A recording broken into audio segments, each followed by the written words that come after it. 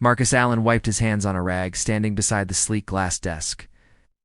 The CEO's computer had crashed again, her documents stuck in limbo, the entire quarterly report on hold. He was just a janitor, single dad working double shifts to support his son. Fixing computers wasn't part of his job, but someone had to do it.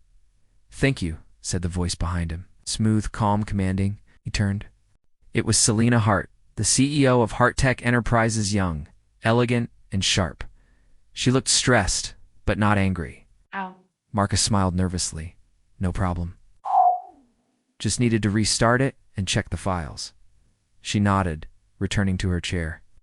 That's when it happened. Marcus accidentally scrolled a folder on her desktop, nothing malicious, just trying to find the right file to restart the program. Then he froze. A photograph appeared on the screen. Selina without makeup, smiling at the beach, carefree, completely different from the poised, polished image she presented to the world. Marcus quickly looked away, feeling guilty. He expected anger, expected embarrassment. Instead, Selina leaned over her desk and asked softly, "Am I pretty?" Marcus blinked. His heart skipped. Not many people asked him that, not in his world, not ever. "You are," he stammered. "Very, very pretty." Selina smiled faintly, a flicker of vulnerability crossing her face. "I don't know. I mean, people see the CEO, but do they see me?" Marcus realized in that moment that the woman before him, the billionaire, the powerhouse, the relentless executive, was just like anyone else. Human, fragile, searching for affirmation. He nodded slowly. "I see you." Her eyes softened.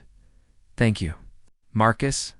What neither of them realized, though, was that this simple conversation, just a question, a glance, a few honest words, was about to ignite a connection neither expected.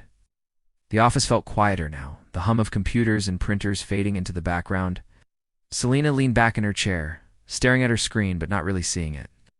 Marcus stood nearby, unsure if he should leave or stay. "You know," Selina said finally, breaking the silence, "I rarely get asked that, if I'm pretty. People see the CEO, not the person." Marcus shifted his weight, careful with his words.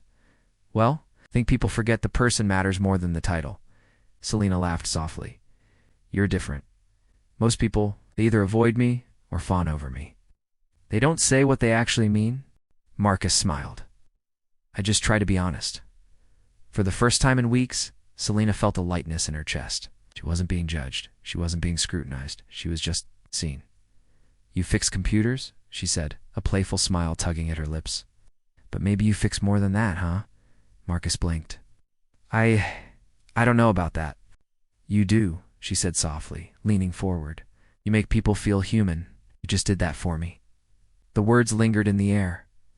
Marcus felt heat rise to his cheeks. He wasn't used to this kind of praise, and certainly not from someone like Selina. At that moment, a notification popped up on her screen, a meeting reminder. "I should get going," Selina said, reluctantly. But before she turned, she looked at him, something unspoken in her eyes. "Thank you, Marcus," she said again, "for seeing me." He nodded, voice quiet. "Anytime, Mrs. Hart." As she walked away, Marcus realized he wanted more than just this fleeting interaction. He wanted to know her, the real her, beyond the title, beyond the office. Little did he know, Selina was thinking the same thing. That evening, Marcus returned home, exhausted but replaying the day in his mind. His son Jordan noticed his thoughtful expression. "Dad, what's up?" Jordan asked. Marcus smiled faintly. "Nothing. Just a long day."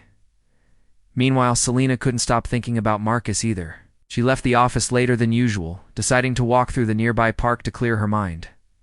That's when she spotted him, Marcus, fixing a neighbor's broken gate, hands steady and calm. Her heart skipped. She approached him carefully. "Marcus," she said softly. He looked up, startled. "Ms. Hart, I mean." "Selina, you said you see people," she said, stepping closer. Hey. "I want you to see me again, outside the office. No titles, no expectations. Just us." Marcus hesitated, aware of the boundaries, but his heart was already leaning forward. I'd like that." They walked together, talking about life, struggles, and small victories. Selina laughed freely. Marcus smiled genuinely. And for the first time, both felt a rare connection that had nothing to do with status or money. Weeks later, the dynamic changed subtly in the office. She still had her CEO responsibilities, still had his janitor duties, but now there was a bond built on honesty, respect, and shared humanity.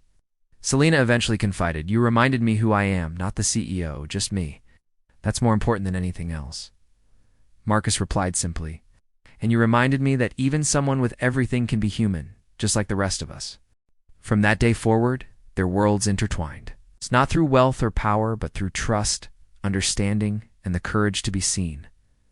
A simple question: am I pretty? It sparked something neither would ever forget.